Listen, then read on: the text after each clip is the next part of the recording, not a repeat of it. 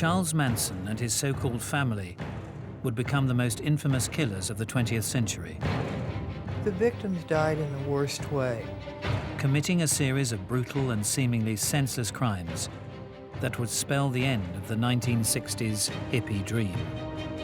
They were vicious. I mean, just horrible killings. I mean, it's multiple stabbing while people are begging for their lives. But what made Manson the man he was? He was a very powerful person. When he said jump, they jumped. How did so many young people fall under his spell? Charlie would talk about how he was Jesus and the devil all in one. And were Manson and his followers born to kill?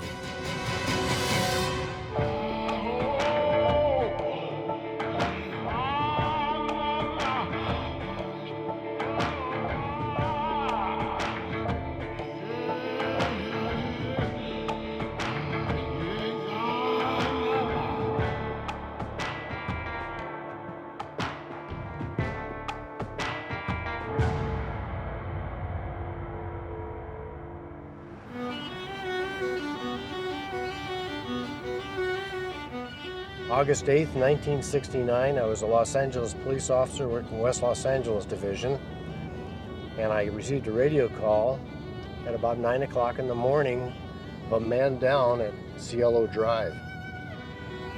I wasn't expecting what I saw when I got to that house. In a scene described by one investigator as reminiscent of a weird religious rite, 5 persons, including actress Sharon Tate, were found dead at the home of Miss Tate and her husband, screen director Roman Polanski. Miss Tate was 8 months pregnant. I was the first one there. When I entered the house, everybody was dead. The word pig written on the front door in somebody's blood. It was very gruesome.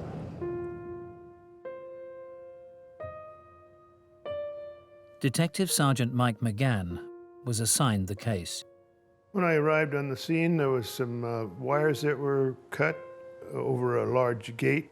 I entered the driveway and found a car parked about center driveway, which contained Stephen Parent. 18-year-old Stephen Parent had been leaving after a visit to the property's caretaker. And I went inside and I discovered Sharon Tate and Jay Sebring. 26-year-old Sharon Tate had been renting the Bel Air home. Celebrity hairdresser Jay Sebring had been visiting the 8.5-month pregnant actress. Sharon was terribly stabbed, and they were tied together with a rope which was tossed over a rafter in the house. I continued on through the back door, and I found Abigail Folger. 25-year-old coffee heiress Abigail Folger was a house guest of the Polanskis.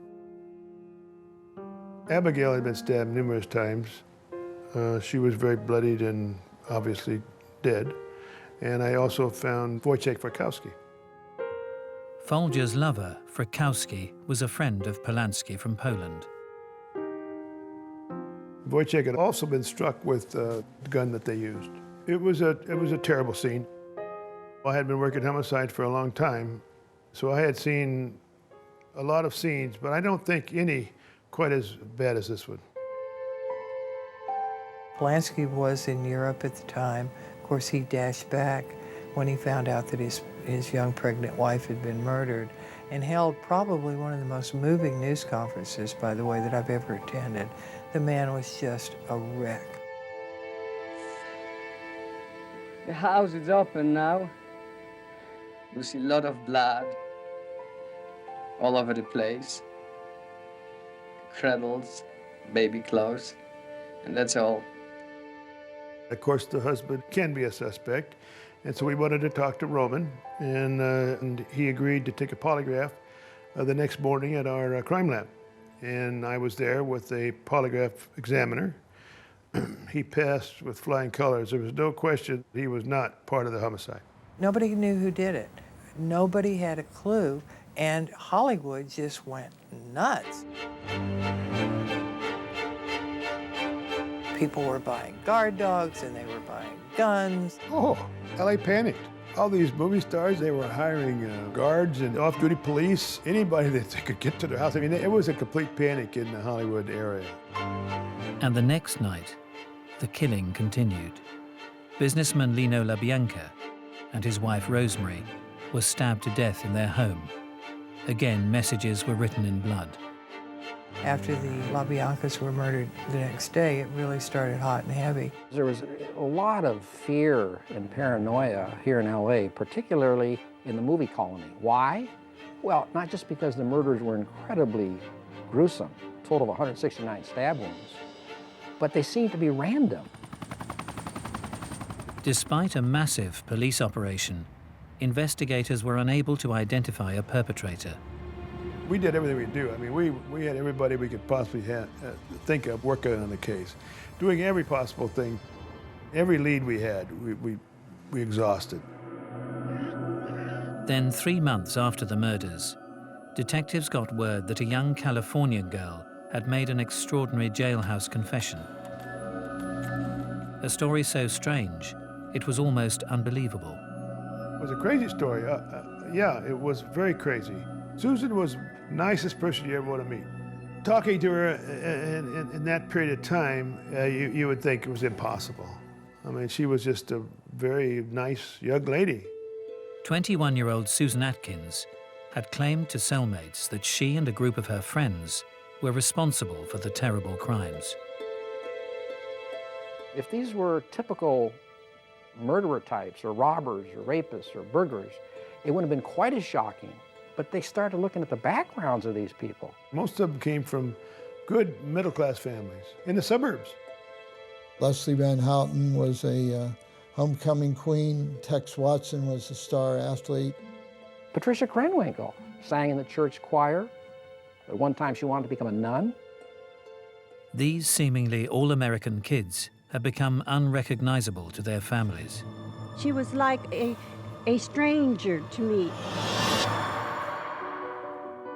Controlled by an unlikely but powerful puppet master. This Charles Manson, this Mephistophelian guru type, who was very charismatic, very intelligent.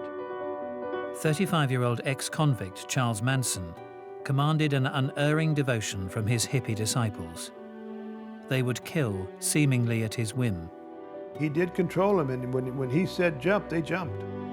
The name Charles Manson would become synonymous with evil. But who was this diminutive guru? And how was he able to convince his young devotees to commit frenzied, bloody murder?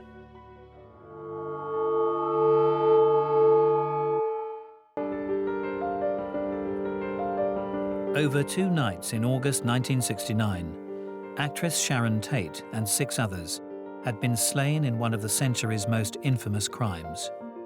The killers were a group of young, seemingly middle-class flower children, acting on behalf of their spiritual leader, 35-year-old ex-convict Charles Manson.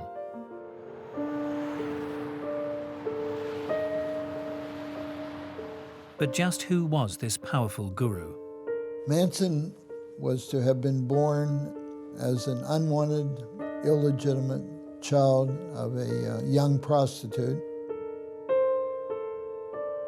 Disowned at birth, pretty much, raised by relatives. He grew up in some very tight situation. It's been claimed that Manson's mother once tried to sell her infant son to a childless waitress in return for a pitcher of beer. From an early age, he was left to his own devices, got involved in delinquent/criminal activities. When you grow up on the street, particularly if you're short and slight, like Manson is, you have to be able to learn how to read people very, very quickly and determine who you can get over on and who you can't. And Manson was excellent at that. From the mid-1940s onwards, a raft of thefts and armed robberies would see the young Manson pass through several institutions where he was said to be sexually brutalized. What comes through, certainly looking at all the psychiatrist reports and probation reports of Charles Manson, that there was heaps of potential there. But something had happened early in life, and this dogged him the whole time. He felt he'd been dealt a bad hand. By the 1950s, in his rare periods of freedom, Manson expanded his criminal repertoire to include pimping young women from a Hollywood apartment. The qualities that a pimp has to entrap, intimidate, extort, run the life of their prostitutes, rent them out, sell them, and so forth. Those are qualities that stood Manson well in his future criminal career.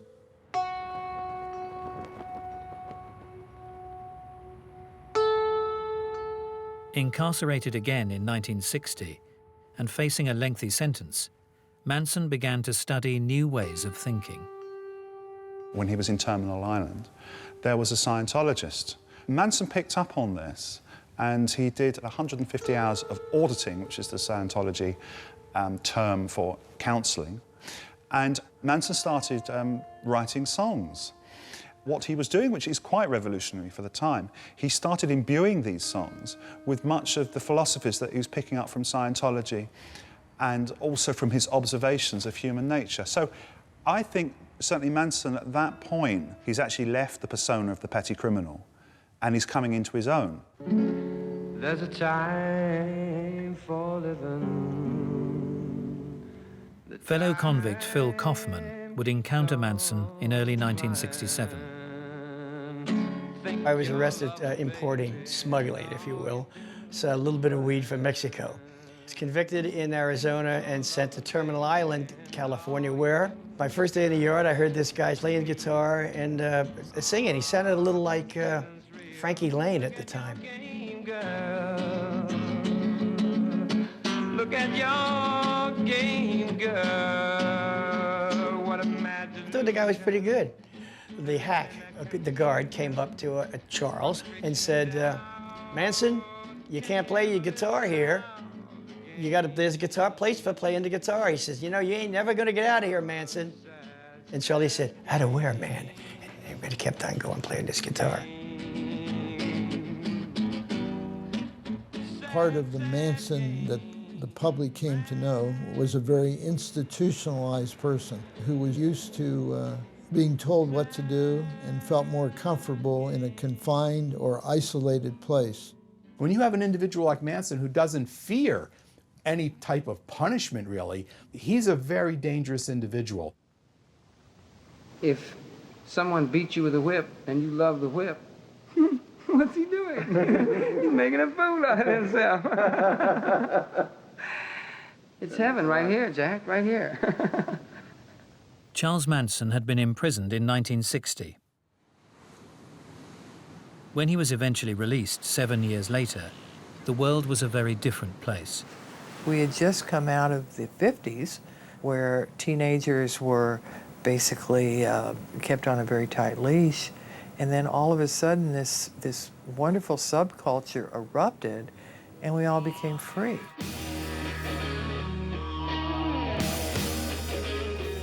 The 32-year-old guitar-playing ex-con headed to the eye of the storm.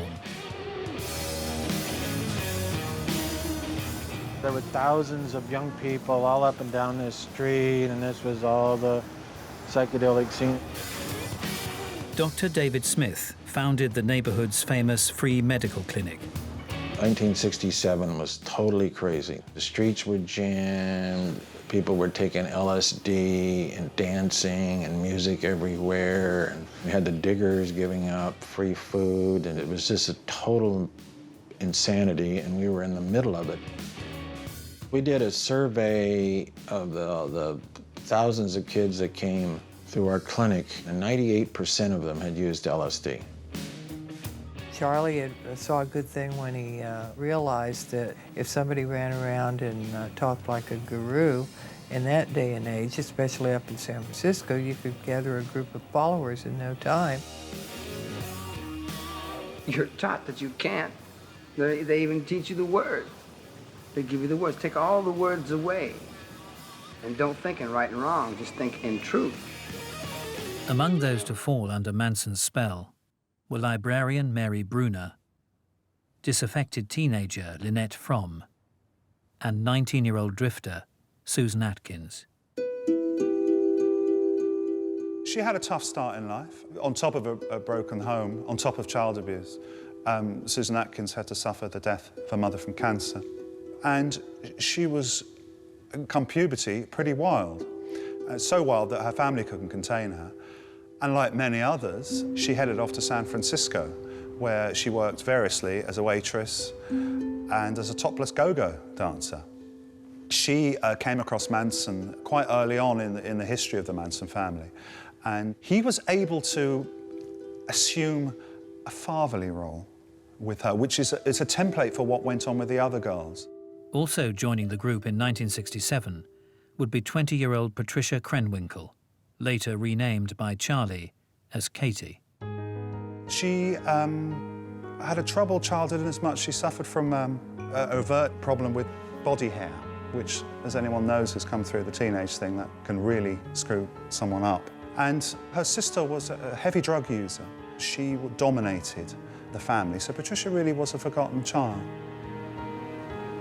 Patricia Krenwinkel talked about meeting Charlie, and she met him down at the beach, and he took her to an apartment and had her take off all her clothes and look at herself in a full-length mirror and say, "Isn't that the most beautiful thing you've ever seen?" Pretty, pretty girl.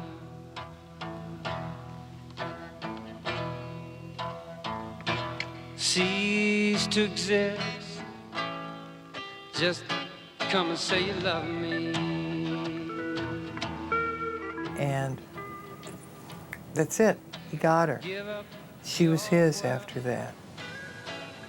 Come on, you can't be. Like many communal groups of the 60s, Manson and his girls got an old school bus and began roaming California. On his release from prison, Phil Kaufman joined up with the group in Topanga Canyon. Never learned not to love you. It was, it was incredible.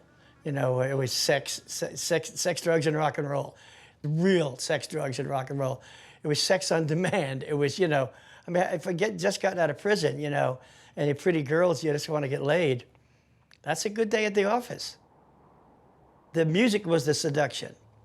He'd get the new girl, some new girl who would run away. He was good. And the girls would all sit and, play their little instruments, and that usually worked. That was the hook that got him in. Phil Kaufman would introduce Manson to a number of music producers, including Doris Day's son, Terry Melcher. Manson hoped to get a major recording contract and introduce his songs to the world. Remember that a lot of people had not heard this type of music before, and Manson was not that savvy to the industry, media industry, music industry BS at the time. If they said to him, "Charlie, it's brilliant, we love it, we'll be in touch," he believed they meant it. They may have wore bell-bottom powers, that long hair, but they were businessmen, and Charlie and the family were hippies, and they wanted to do hippie music, and it was just total chaos. It was just, the recording sessions were terrible. But Charlie always kept pursuing a professional recording. As a child, Manson had been rejected by his mother.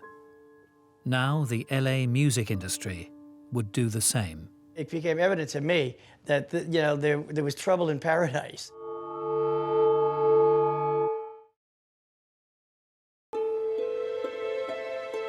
In 1967, after spending over half his life in institutions, 32-year-old petty criminal Charles Manson had been released into a brave new world.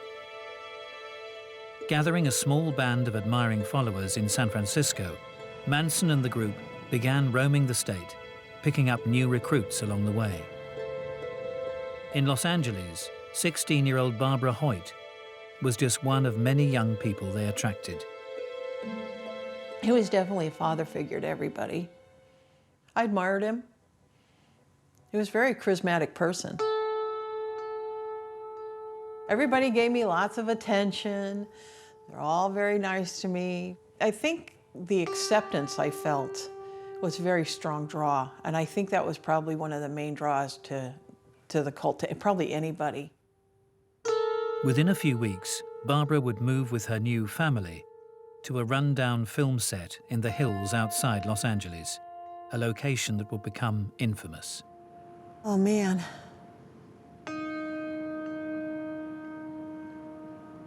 It's a heavy feeling here. It was just such evil that came out of here.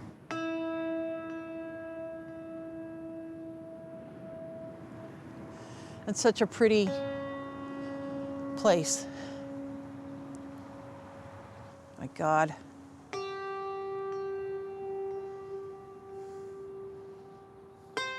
I can smell the same smell of those trees. I can see where the ranch was down in front of me. Over there was the corral, and back here was the barn, and in front of the barn was the movie set. It just seems so surreal. It's almost like it was a long ago dream instead of reality.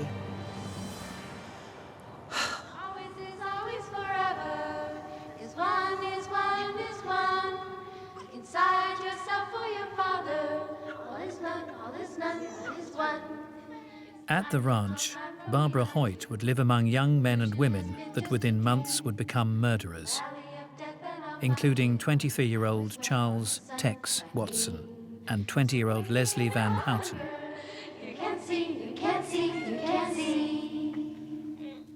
Leslie Van Houten was from Monrovia, and by all accounts, just a really all-American type girl. She was a homecoming princess at Monrovia High School. She'd come from a family which was affluent, but had broken down. She had sought solace in drugs. She'd also had an affair, which resulted in a pregnancy and an abortion. Like most of Manson's women, she was in a vortex, in a void. Tex was kind of happy-go-lucky. He didn't challenge Charlie for leadership at all. He did what Charlie told him to do. He came from a solid family background, but something happened, and that, I believe, was drugs. It just took him from a path which was leading to a successful professional life onto a completely different way. Literally free sex and freedom of sexual relationships was quite attractive to him. Heterosexual relationships to some group orgies. Always a conspicuous presence would be the young Susan Atkins, by then rechristened by Manson as Sadie. The first time I met Sadie, I was sitting on the floor, kind of against the wall, and there were people around, and she squatted right in front of me and cut one. I was like, whoa. She would do stuff for shock. Though I thought she was great at the time, I thought, you know, just, wow, kind of a free person, you know. At the ranch, this childlike free spirit was a state of mind the group aspired to. The philosophy was that everything you learned was wrong, so we're going to erase your mind and make it childlike. But in retrospect, you could see that by doing that, then you could implant your ideas and philosophy. Any kind of belief system you had, that was considered trash. So people worked on disbelieving things that they'd been taught, unlearning everything you learned in school. So that you'd end up basically having no opinions based on what you were brought up with. You wouldn't have any more values anymore. It's that were given to us by our parents and peers. But everything we did, it was our choice. You know, people gave up their egos willingly. Whenever people convert to a new political philosophy or a new religion, a new way of life, it's not because some Svengali or some powerful evangelist or some powerful malevolent figure such as Manson was so strong in the way they came on and so articulate that they instantly converted people. It's always an interactive process. They needed him to be a father-like figure, a guru, and they created that for themselves.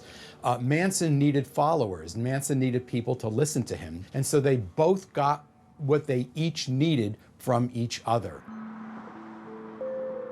But not everyone would find Charles Manson and his philosophies irresistible.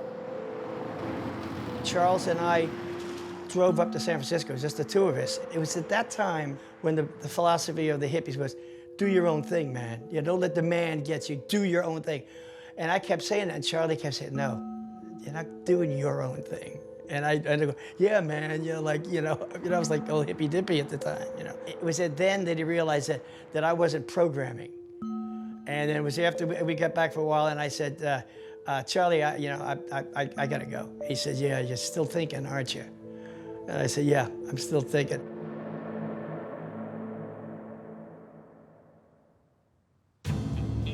Manson's feelings of power were growing. In 1968, Dr. David Smith's medical clinic studied the group at Spahn's ranch. I really thought that he was delusional and borderline psychotic. He did refer to himself as God. He just hung his arms out, and bow his head. And we know what he meant. Charlie would talk about how he was Jesus and the devil all in one, and all men were, but he was more the epitome of it. He certainly said that they killed me, they killed me on a cross 2,000 years ago and didn't do an effing bit of good. In the summer of 1969, Manson would take playing God to the ultimate extreme. In the isolated ranch in the mountains above Los Angeles, surrounded by his band of loyal disciples, the man who'd spent more than half his life in jail would begin preaching an Armageddon gospel he called Helter Skelter. He explained to me about Helter Skelter. It's a racist philosophy, basically, but he explained it to me like, would God want all the flowers to be the same color? And, he made it seem like something very pretty. Helter Skelter came out of one of the Beatles songs, the words. But what it came to mean to Manson and what he was preaching, so to speak, to his followers was a race war. We had the Watts riots, and so, as far as I was concerned, he was just saying the obvious. Anytime the word black was mentioned, his hackles would up, because he'd been in prison and he saw that, how it was between whites and blacks. He said the black man was going to win this war, but he said Blackie only knows what whitey's told him to do. And they're not going to be able to handle the reins of power, so they're going to have to turn over the reins to those white people who had survived Helter Skelter, i.e. Charles Manson and his family. Then he said, we're going to come out of the bottomless pit, and we'll take over the leadership of the world. Charlie wanted to have his own 12 tribes of Israel, basically, out there in the desert. And he planned for a whole civilization, so it was quite a grand design. Did Manson believe what he was telling them about the apocalypse coming? No, he didn't believe that at all. I would be amazed if he actually believed that. This was a show. This was totally a performance that Manson put on. Manson is not mentally ill. He's not psychotic. He's manipulative and narcissistic and psychopathic, but he's not mentally ill, and neither were the followers mentally ill. The end of the world's a good draw. A lot of churches preach that. By the middle of the year, the atmosphere at the ranch began to change significantly. The intensity level was noticeable, like Helter Skelter is coming down, like now. Manson's world was beginning to unravel. Unknown to Barbara Hoyt, in May, during a drug deal gone wrong, Charles Manson had shot a dealer he believed to be a member of the militant Black Panther group. We started having guards at the ranch, hiding in the haystack in various places. They had field phones laid out between the front of the ranch and the back of the ranch. Then the Black Panthers were going to come for us. Charlie was getting pretty panicky and intense and high-strung and frightened. At the same time, the LA County Sheriff's Department were beginning to take notice of the strange group. We had attempted to run some undercover officers in there to try to buy narcotics because they were doing a lot of things. never had one bit of success because they just would not accept a stranger. Charlie had family members up here on the hill watching the cops watch us. Yeah. So we were all watching each other. It was all fun. Considered it fun. We eventually arrested Charlie, a couple of his female friends, and we took him to Malibu Sheriff Station and booked him. While we were interviewing Charlie, we were notified by desk personnel that somebody had come into the station to try to bail him out. And I asked who it was, and they gave me a name. And the name was Gary Hinman. Didn't mean anything to us. But when I repeated that name to Charlie, he got all squirrely with us. Detective Salerno could never have known that Gary Hinman would soon become the first murder victim of the Manson family.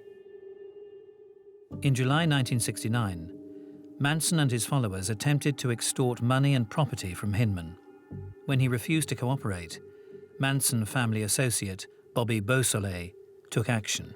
When Hinman basically said, "You're nuts, I'm not giving anything to you," so they killed him. They stabbed him and then they smothered him with a pillow. Allegedly to place suspicion for the murder on the Black Panther political group, slogans were daubed on the wall in blood, along with a panther paw print. The murder attracted little attention, but in less than a month's time, the family would commit a crime that would make the world sit up and take notice. My own personal feeling is the motive for the killing was a series of events which chipped away at Manson's dominion. There was no record deal. People were leaving the family. People were questioning Manson's ability to be this self-proclaimed messiah. There was chinks appearing, and the last weapon in his armory was Helter Skelter.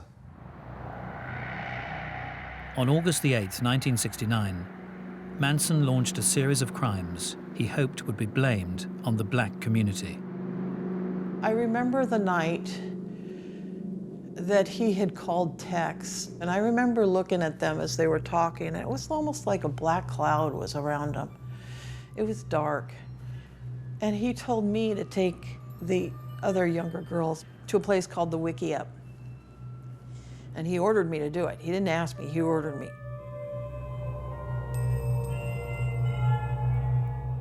I was a good half mile down the road. There was a back house way back there.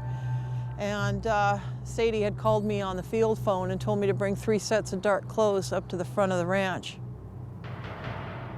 I showed up with the clothes and Charlie snapped at me, wanted to know what I was doing at the front of the ranch when he told me to do something else. And I told him that Sadie had asked me to bring the 3 sets of clothes, and he told me, no, they already left. Susan Atkins, Patricia Krenwinkel, Tex Watson, and newcomer Linda Kasabian were headed to the former home of record producer Terry Melcher, now being rented by director Roman Polanski and his actress wife Sharon Tate. They cut the telephone wires, climbed over the fence, got in through an open window, and it was hell.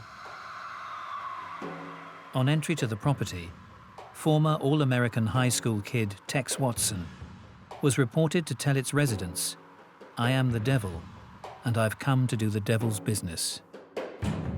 These people I knew and slept with and loved are now heinous murderers. They were vicious. I mean, just horrible killings. I mean, it's multiple stabbing while people are begging for their lives. These people who I've known, you know, made love to, are now they're killing people. I mean, boy, what a flip. Complete flip. For Manson, he had no empathy or emotional attachment to any of these people. The victims died in the worst way. Frykowski was beaten over the head numerous times. There were huge gashes in his head. We believe this is the weapon that Tex used to kill him. Patricia Krenwinkel chased Abigail Folger across the lawn, and poor Abigail was screaming and running for her life. This is not a nice way to die. Patricia Krenwinkel, her only complaint is that the knife went down to the bone and started hurting her hand. It went so far down. Susan Atkins told me that Sharon said, "Please let me live so I can have my baby." And Susan told Sharon, "Look, bitch, I don't have any mercy on you. You're gonna die." So they got rid of all their bloody clothing, put on their regular clothing, and they threw the bloody clothing over the side of a hill, and they went back to the ranch. Manson spoke to them, and they went to bed.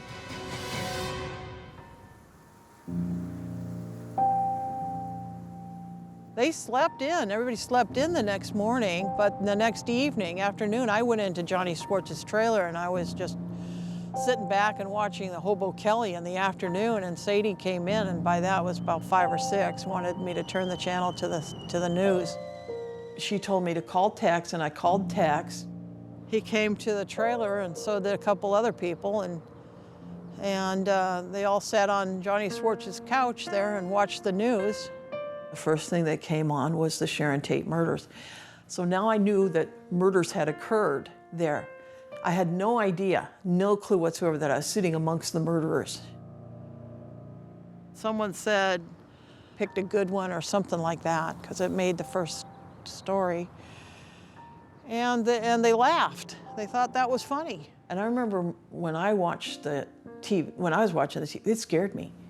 You know, it scared me, and I was thinking, wow, I'm not in that world. That's good. Well, you know, I had no idea how much in it I was.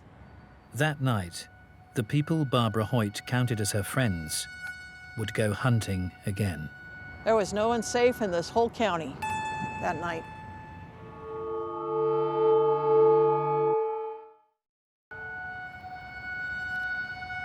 On August the 9th, 1969, the so-called Manson family had slain actress Sharon Tate and 4 others in a bloody, terror-filled home invasion. And the nightmare was not yet over. When they went down looking for victims the second night, there was no one in LA. There was no one in this whole city that was safe. They were going to break into a church and kill the pastor and hang him from the cross in there, but the church was locked because it was at night.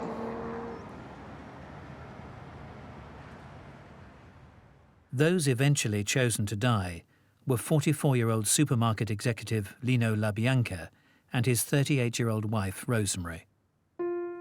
Manson had driven in the car with them, finally picked out this house. He told them that last night, meaning at the Tate mansion, they had botched it by almost letting a couple of them escape and not killing them efficiently. So he didn't want that to happen again.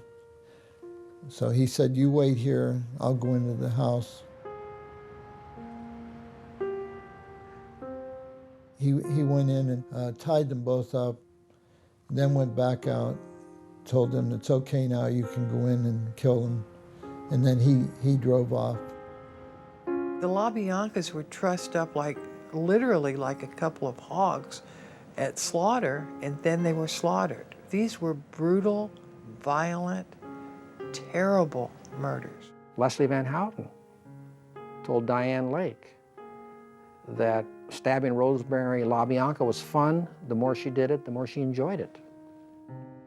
This fork was the fork that Patricia Krenwinkel used to carve war in the abdomen of Lino LaBianca after he was killed, and then stuck it into his chest. When the body was found, it had this fork sticking out of it.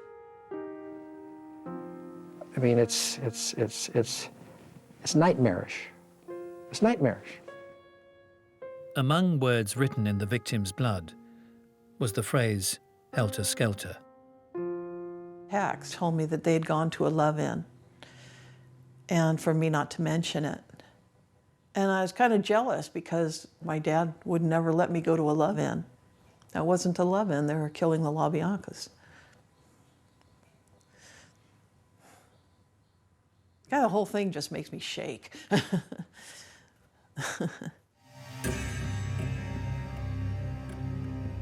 Over the course of 2 bloody nights, Manson's followers had taken the lives of 7 unsuspecting victims, seemingly without conscience. Even through their subsequent arrest and trial, most of Manson's entourage would remain unswervingly loyal to him. Everything that Charlie did, they did. If Charlie said something, they would parrot him. If Charlie put an X on his forehead, they'd come to court the next morning with an X's on their foreheads. If he put a swastika on there, by God, the swastika was there the next morning.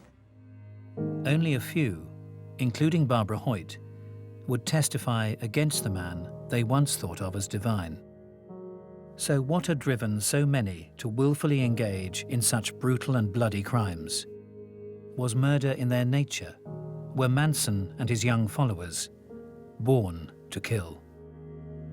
I couldn't say that Manson was born coming out of the womb to kill people, but I think that his upbringing was so bad that I don't doubt for 1 minute that it were not conducive to a good life, a well-rounded life. And I guess maybe he just wanted to make everybody miserable.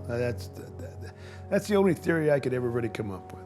I don't even think he was thinking of murder when he first formed this family, but it was a slow evolutionary process. And I think at some point he saw that he could get them to do anything he wanted them to do. And he had this enormous hostility for society.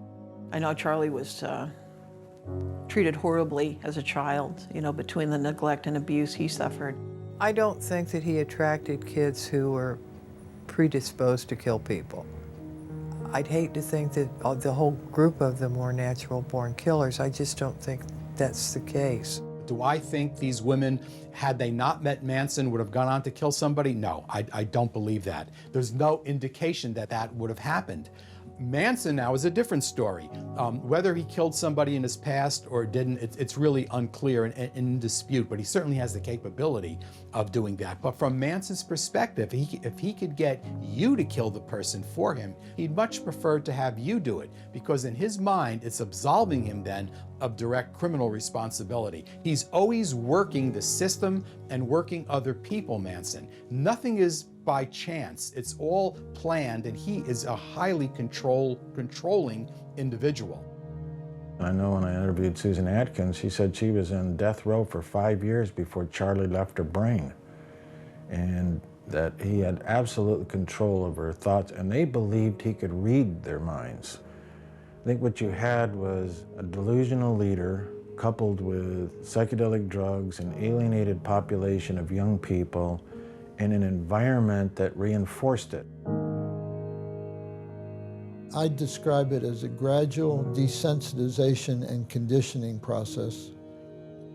And he, throughout his life, had stolen cars, committed robberies, and many other state and federal crimes. And he had these people, had them do these same kinds of things. We all can have the capacity to say no. Just say no. Charlie, I think he was made into a monster by his upbringing, but he still had a choice. So I don't think it's just nature versus nurture. I think we all have a choice and a responsibility to determine our own fates. The only thing I can think of that's different between me and those, I have some empathy for the victims. They didn't seem to care. They don't care. I've had a real hard time. Oh, so here I go. I've never gotten past what the